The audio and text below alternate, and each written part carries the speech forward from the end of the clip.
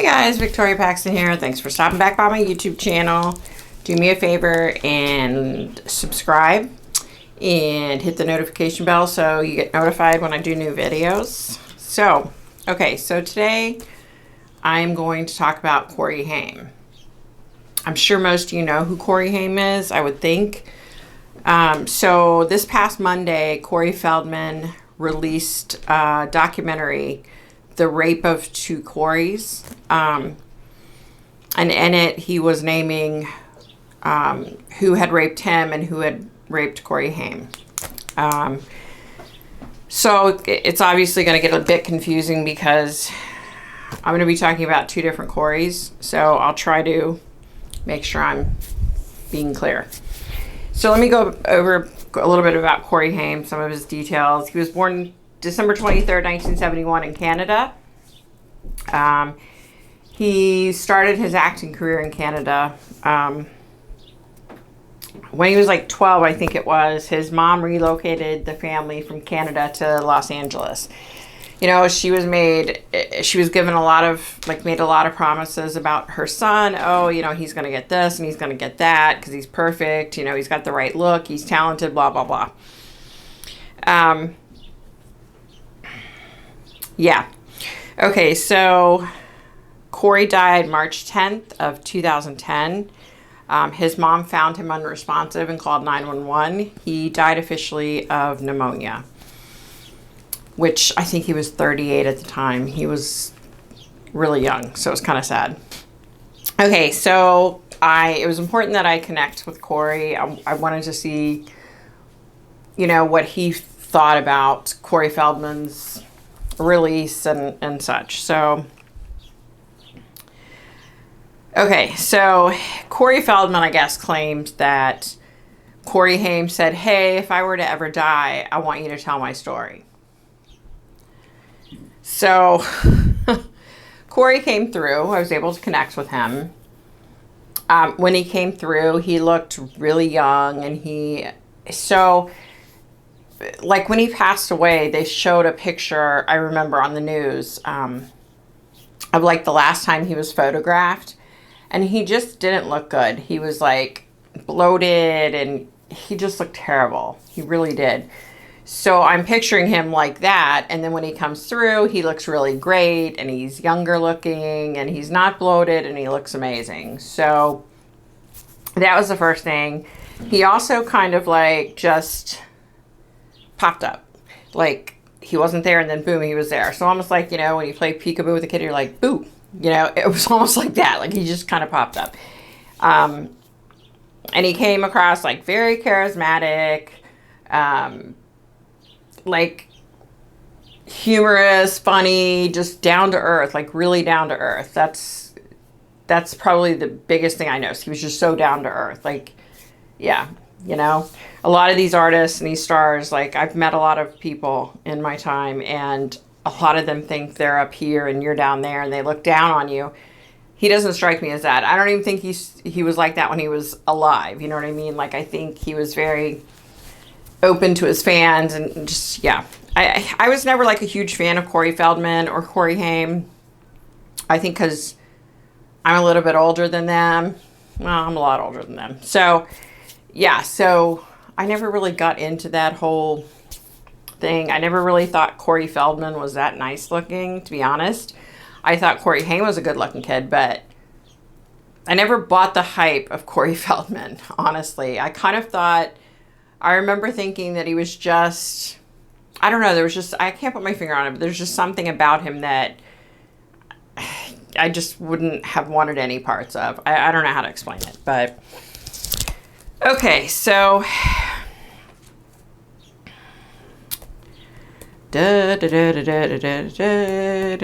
okay, so he started talking, you know, a little bit of chit chat, small talk. He started talking about the fact that, you know, he died from pneumonia, not a drug overdose like everybody seemed to think. And he made like a little comment like, but Lord knows I did enough drugs, right? And he said, you know, I understand why everybody thought I died from a drug overdose, because I definitely had issues with drugs. He went on to say that the reason he died from pneumonia was, probably wasn't helped by the fact that he smoked at least 2 packs of cigarettes a day, and that he had damaged and abused his body for so many years, He said that he remembers at the end he was like struggling so hard to breathe. And then he said he just kind of felt like he fell asleep, and then all of a sudden he was somewhere totally different. And he was like, wow. He's very happy where he is. He goes on to talk about some things that he's doing up there that he loves. He's, able to do artistic things like music and different stuff that he loves. And he's, helping children, and, he's really excited and like really happy about, what he's got going on. So, all right. So he goes on to talk about his addiction to opioids, and that led to even stronger drugs. And he said, had I never have gone through what I went through when I was a child, I don't think I would have ended up as a drug addict, which I found kind of interesting. It's no secret that my son has been clean and sober for over 6 years. So it kind of makes you think, He went on to say that he felt like he was self-medicating to make the pain go away. And he said, I'm not going to make excuses. I was definitely a drug addict, and I'm the one that put that stuff into my body. Nobody forced me to do it. He said, but he came back to that comment that had he not have gone through what he went through, he didn't think he would have been a drug addict. It's kind of weird. And he said, that was the big thing. He said once he crossed over, he was able to see like how he had become, and he was able to see, he said he had like a look in and was able to see like the progression of his addiction and his depression. And he said, literally he felt like he was fine one day and he was a heavy duty drug addict the next day. And I find that kind of ironic too. But, I look back to my son, and my son was using drugs and he was okay, right? And then all of a sudden he wasn't. So I think that's probably pretty accurate. Let's see.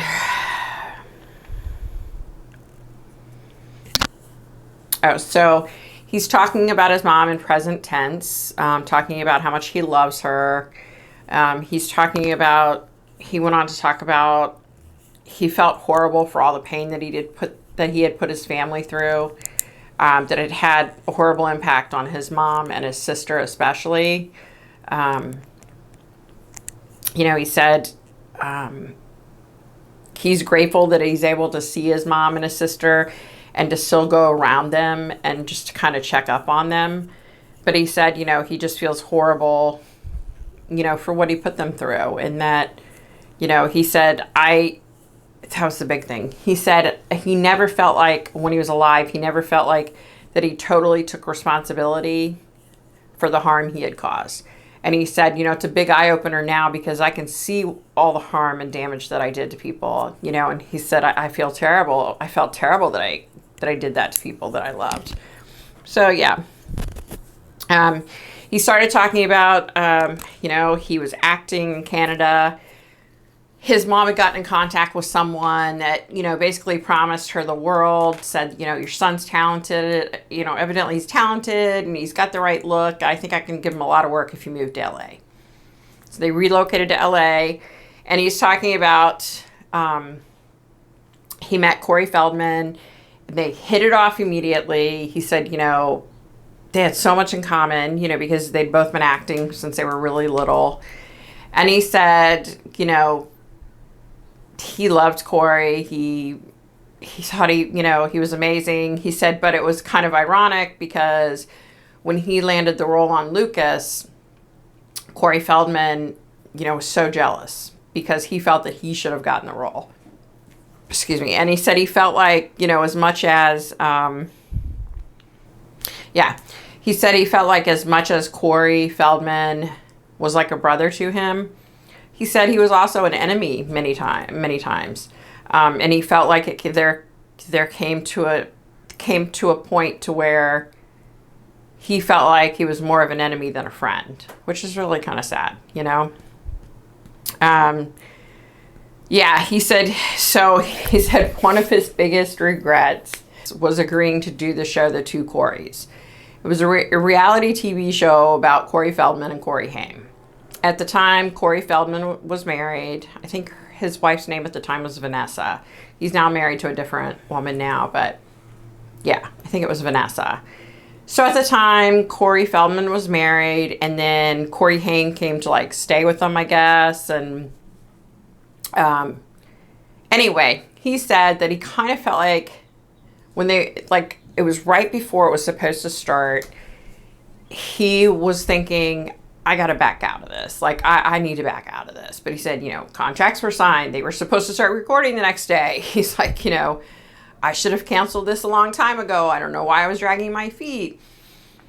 And he said that was one huge period in time that he felt that Corey Feldman set him up. He felt like Corey Feldman at the time wasn't getting a lot of work. And he felt like the only reason why Corey did the show was to make it appear that, hey, look at me. I'm Corey Feldman. I'm married. I have a nice house. I have this. I have that. Oh, and by the way, look at my best friend Corey Haim, who has nothing over here and he's struggling. He said at the time, Corey Haim said he was horribly depressed at the time and he was in a really bad place in his life. And he said, you know, I should have never done that show. He said, you know, that was like the huge turning point for him when he was like, wow, you know, I trusted Feldman and look where I am now. You know, everybody's going to think I'm a horrible person. You know, look at how they portrayed me on the show. And so, yeah, he was really, really upset about that. And he said it kind of like, you know, he kind of like went into a tailspin because of it. It kind of like made him go downhill even with his depression and everything. Yeah. So now we're going to get to that part of the discussion. I asked him about the rape of two Coreys, if it was accurate. So here's what he had to say. Okay. He went on to say that yes, he was molested by that guy named Charlie. Charlie was on Lucas with him. Charlie, I think, was like 7 years older. Charlie comes from basically royalty, a royal family of acting. His dad's an actor. His brother's an actor. Like, yeah. He went on to say that he was definitely molested by that Charlie dude. He also said that it was such a rough time and it was so scary for him because he didn't understand sexuality. He didn't understand sex. He didn't know if this was normal. This Charlie guy forced it on him. He was by a trailer, I guess, while they were shooting a scene, and he came up and molested him, and in front of, you know, anybody could have walked up and seen. And he said he didn't know what to think, you know. He didn't like it. It upset him, you know, but it was kind of like, he kind of felt like this Charlie guy was like, everybody does it. So he said, okay, so maybe everybody does, you know, so he was trying to convince himself that, oh, okay, it's okay, but he couldn't stand it. And I guess it happened a couple more times, and so then he thought, oh, okay, so everybody does do it. It's acceptable. So at one point, he went up to this Charlie guy, and he said, hey, can we do that again? And he was like, what? You know, and just was acting like a jerk to him and said, get the F out of here. You know, and Corey was like confused because he thought everybody did, like, that was how you showed somebody you cared about them. You know what I mean? So he said he didn't have anything to base it on because he had never gone through that. And he said, you know, it hurt physically and emotionally. and he hated it, but he thought it was normal. He went on to talk about, it was a known thing, I guess, back then, that if one of the child actors participated in a sexual act with somebody, apparently it was like passed around to everybody. Hey, that guy, you know, I had sex with him, so you can have sex with him too. And all the little pedophiles came out, and they all knew who would do it. So he said before he knew it, other people were sexually molesting him. You know, it's just so sad when he was talking about it. You know, and he was talking about, you know, this family is like a, you know, royalty. And I can tell you this, that Charlie guy, there have been, you know, many accusations against him. Nothing's ever been proven. But come on, I mean, he's not a good guy. Like, I can bet my life he's molested many people. He's not a very good guy. He's a bad guy. Yeah.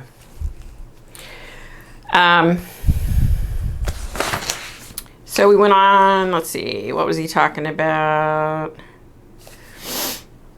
Oh, one other thing, you know, I kind of like touched on this with Corey Haim. I said, I feel like he's done some things in his life. And I feel like he's even done some of those actions recently. Like, I feel like he has two personas. He tries to come off, you know, as he's so loving, and he's exposing all these pedophiles, and look at him, what a great guy. But then he has a side of him that he's done a lot of bad stuff, like, and hurt a lot of people himself. And I don't want all these little Feldman fans or whatever after me, but I'm telling you, everything is not as it seems. He is not as it seems. I'm sure his wife that he's married to now could tell you a few really good stories. I just feel like, and look, let me put this out there.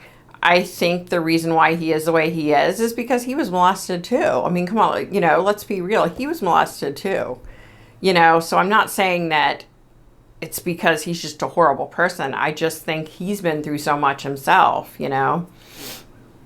It also, Corey Haim talked about, like, this wasn't just something that was happening to little boys that were acting. It was happening to the little girls as well. And he said there are many little girls that were being molested at the same time. You know, I mean, it just blows my mind. Yeah, it just totally blows my mind. Anyway, that's all I've got, guys. So thanks for stopping back by my YouTube channel. Have a great day. Be nice to people. Be kind. Wash your hands. The coronavirus is alive and well. It's unfortunately affected me. I'm not going to go into it, but yeah. Be safe out there, guys. Take care.